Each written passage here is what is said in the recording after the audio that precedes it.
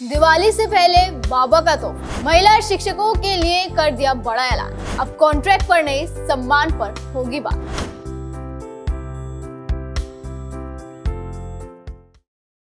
त्योहारों का सीजन है, दिवाली का त्योहार भी नजदीक है। ऐसे में उत्तर प्रदेश की योगी सरकार ने एक ऐसा फैसला लिया जो हर महिला और परिवार के दिल को छूने वाला है। सरकार ने महिलाओं के सशक्तिकरण और कर्मचारी कल्याण की दिशा में एक और महत्वपूर्ण कदम उठाया है। सरकार ने फैसला लिया है कि प्रदेश के 403 संस्कृत कॉलेजों और 570 माध्यमिक संस्कृत स्कूलों में कॉन्ट्रैक्ट पर पढ़ाने वाली फीमेल टीचर्स को अब 6 महीने यानी 180 दिन की मैटरनिटी लीव मिलेगी, वो भी पूरे सैलरी के साथ। ये खबर सुनकर हर उस माँ और बेटी का सीना गर्व से चौड़ा होने वाला है जो शिक्षा के क्षेत्र में अपनी मेहनत से सम्मान को रोशन कर रही हैं। आपको बता दें कि कॉन्ट्रैक्ट यानी संविदा पर पढ़ाने वाली टीचर्स वो होती हैं जिन्हें स्कूल में एक निश्चित अवधि के लिए काम पर रखा जाता है, जैसे कि किसी खाली पद को भरने या किसी विशेष परियोजना के लिए। इनका काम परमानेंट टीचर जैसा ही होता है, लेकिन इनके रोजगार की शर्तें और सुविधाएं थोड़ी अलग होती हैं। इन्हें नियमित वेतन मिलता है, लेकिन परमानेंट टीचर्स की तुलना में कम सुविधाएं मिलती हैं, जिनमें से एक ये वाली सुविधा भी थी।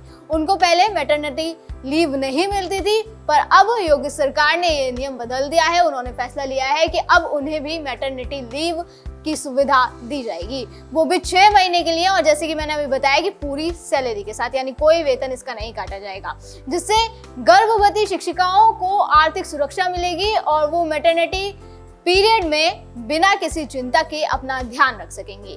एक संविदा शिक्षिका जो दिन रात बच्चों को पढ़ाती है, अपने बच्चों के जन्म के समय आर्थिक चिंता से मुक्त होगी। वो अपने नवजात के साथ समय बिता सकेगी बिना ये सोचे कि सैलरी आएगी या नहीं।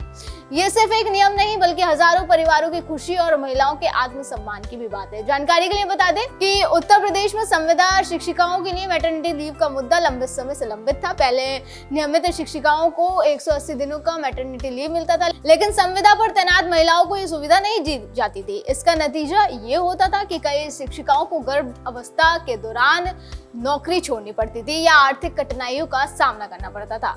ये असमानता न केवल लैंगिक न्याय के खिलाफ थी, बल्कि शिक्षा क्षेत्र में महिलाओं की भागीदारी को भी कहीं न कहीं बाधित करती थी। योगी सरकार का इस वक्त फोकस शिक्षा क्षेत्र को बेहतर करने में है। शिक्षा के लिए, छात्रों के लिए और यहाँ तक कि शिक्षकों के लिए भी वो हर संभव कदम उठा रहे हैं। सीएम कहते हैं कि हर व्यक्ति में सामर्थ्य है, शक्ति है, हुनर है, उसके लिए प्लेटफॉर्म देना शिक्षण संस्थानों का काम होना चाहिए और संस्थानों को सपोर्ट करने का काम सरकार का होना चाहिए। ये सब मिलकर के काम करेंगे तो हम एक बेहतर भविष्य को और बेहतर बनाने में सफल हो सकते हैं। सुनिए क्या कहते हैं योगी आदित्यनाथ। व्यक्ति में सामर्थ्य है, शक्ति है, हुनर है,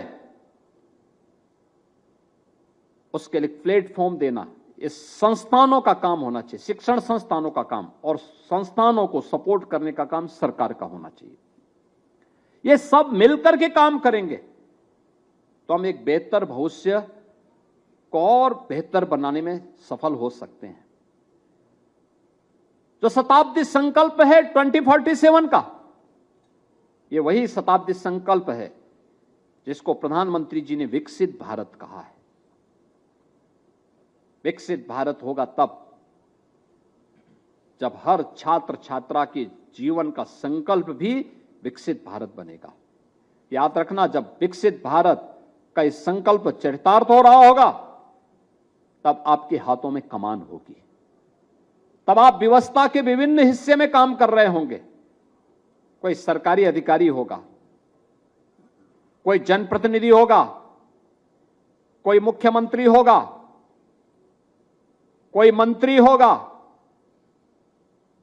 कोई सरकारी नौकरशाह होगा, कोई पुलिस का अधिकारी होगा, कोई डॉक्टर होगा, कोई इंजीनियर होगा, कोई शिक्षक होगा, कोई व्यवसायी होगा, कोई उद्यमी होगा।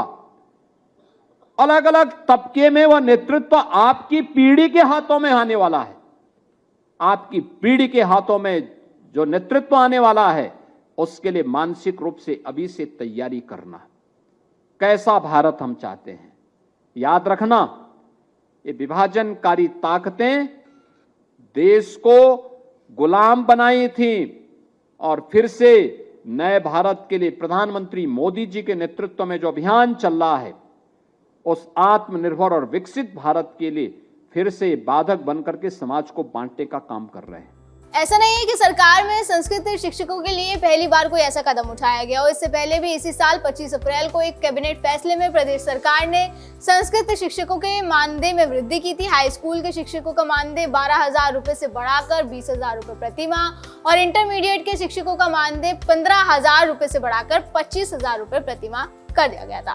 संस्कृत विद्यालयों में नियमित शिक्षकों की नियुक्ति न होने और स्कूलों में पठन पाठन प्रभावित होने के कारण 2021 में संविदा पर शिक्षकों का चयन हुआ था। सरकार ने 13 मार्च 2018 को 2009 की नियमावली में संशोधन करते हुए सहायता प्राप्त माध्यमिक संस्कृत विद्यालयों में शिक्षकों की नियुक्ति का अधिकार उत्तर प्रदेश माध्यमिक शिक्षा सेवा चयन बोर्ड को दे दिया था। हालांकि चयन बोर्ड की नियमावली में संशोधन न होने के कारण भर्ती नहीं हो सकी। अब उत्तर प्रदेश शिक्षा सेवा चयन आयोग को जिन संस्थानों में चयन का अधिकार दिया गया है उनमें एडेड संस्कृत विद्यालय भी शामिल नहीं है।